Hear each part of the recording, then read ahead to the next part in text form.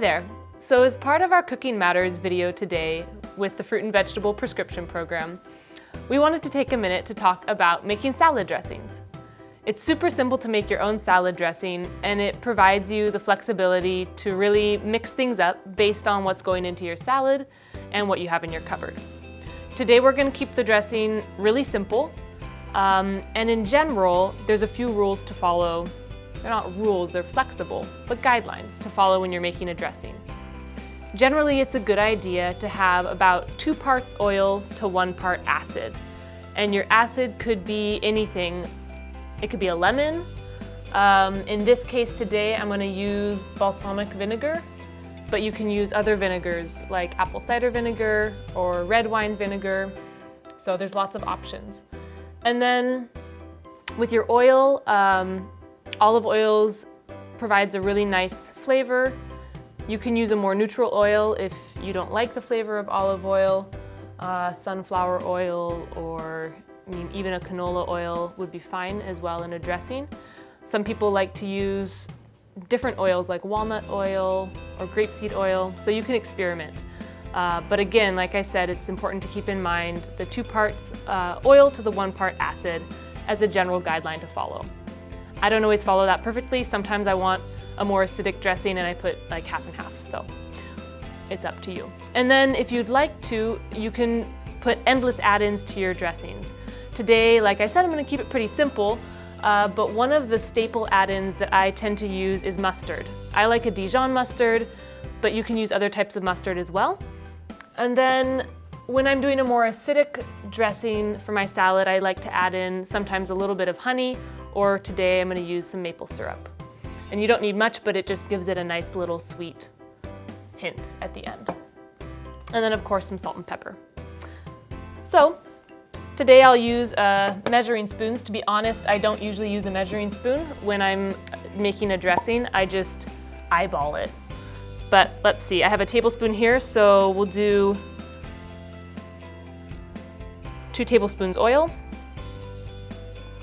And that's going to make a pretty small amount of dressing. You could do a 1/2 cup. If you did a 1/2 cup of oil, then you'd want to do a 1/4 cup of acid. So there's my oil. Let's use my vinegar. I'll just do 1 tablespoon. It's balsamic. It's very slow.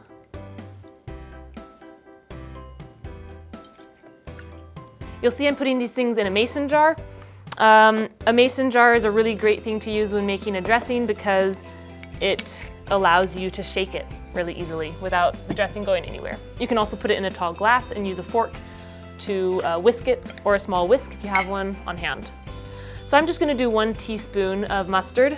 The mustard is pretty strong and it's easier to add more. The mustard also adds some salt, so that's something to be aware of when you're adding your salt in. Then I have my maple syrup. And again, I'll just add maybe even a little less than a teaspoon, just for a hint.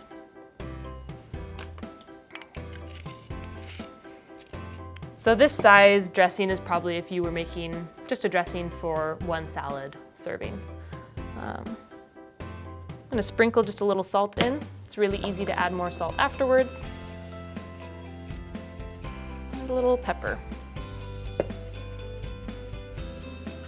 Okay, then all you have to do, and this is really fun to do with kids, is shake it. If you use honey instead of maple syrup, you might need to whisk it a little with a fork. But the maple syrup is pretty liquidy. Okay, well, let's see how it tastes.